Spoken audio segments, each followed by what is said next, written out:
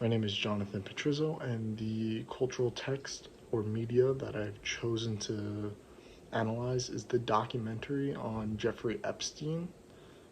So this documentary is on Netflix.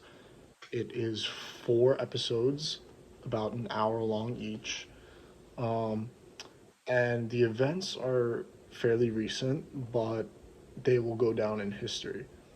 And the purpose of the documentary is to expose Epstein and his crimes, and also to expose the rich for abusing their power. Um, so Jeffrey Epstein is a multi-billionaire. He worked on Wall Street. That's where he made most of his fortune and built connections. Um, but he worked with fake credentials. He was too good at his job for them to release him, though. He was very manipulative and gets what he wants very easily. He runs, or his crimes mainly were for running a sex traffic ring. He assaulted over 100 women and assaulted minors as well. His sex traffic ring actually sent women to famous people such as Prince Andrew. Why did he do it? To fulfill his strange sexual fantasies. He also wanted to blackmail people that were very powerful. He had cameras set up in his house to catch people doing these acts. Um, he used girls to recruit their friends so that he can assault them. The girls assume that, or the girls are told that they're going to Epstein's house to give him a massage and that they would get paid. However, Epstein would assault them and he would send them back out into the world. He worked very quickly and assaulted young women for decades. And he worked to find his next victim as soon as physically possible. He had resources to assault the women. He was very rich, very powerful. He scared a lot of people. And he compensated his recruiters financially. How did it stop? It stopped when the women began to speak up. So a group of women began to speak up against Epstein, and allegations rose, and he went to court, but he shut them down.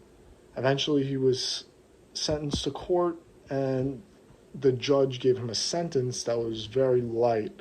I believe it was 15 months in jail, but the sentence was very light because Epstein paid off the judge.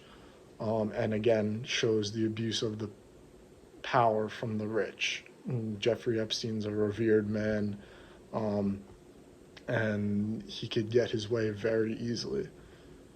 So women began to speak up, took him to court, and he received a very light sentence. Um, then after that, he was relieved on probation, but he violated that probation regularly, and there's a lot of evidence showing him in his house in New York when he's supposed to be in probation in Florida. Um,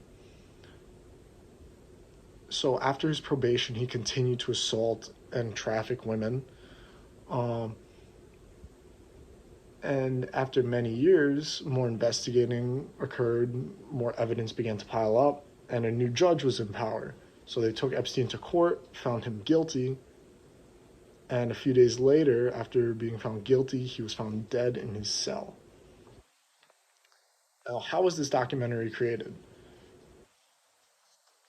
It was created by listening to the victims' stories, investigating Epstein, collecting evidence, and interviewing detectives. Many people went into this documentary, and a lot of information shared amongst a lot of different people.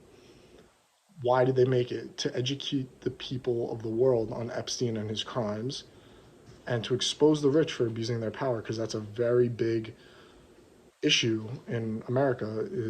The rich and powerful abuse everybody to get what they want. And this actually promotes how money affects a person's moral compass in this day and age. such as the women, they were being paid to sell their friends to Epstein, and their worlds were shattered afterwards. Like these girls almost never recovered from what happened. Most of them ages from 14 to 22 years old. Any modifications to this documentary? I don't believe it needs any modification. I believe the documentary tells the story well in great detail, and it's fine the way it is. So to wrap this all up, I chose this to outline the culture of America, how the rich run America, and the people who are poor or middle class, they are underneath these people, and these rich people abuse their powers. And the Epstein case was a very good case to outline this type of culture that we have in America. Obviously, it's good that he's in jail or dead now, but this case really helped explain this type of culture that we have in America and outline it and expose it to the world. Thank you for listening, and I hope you enjoyed.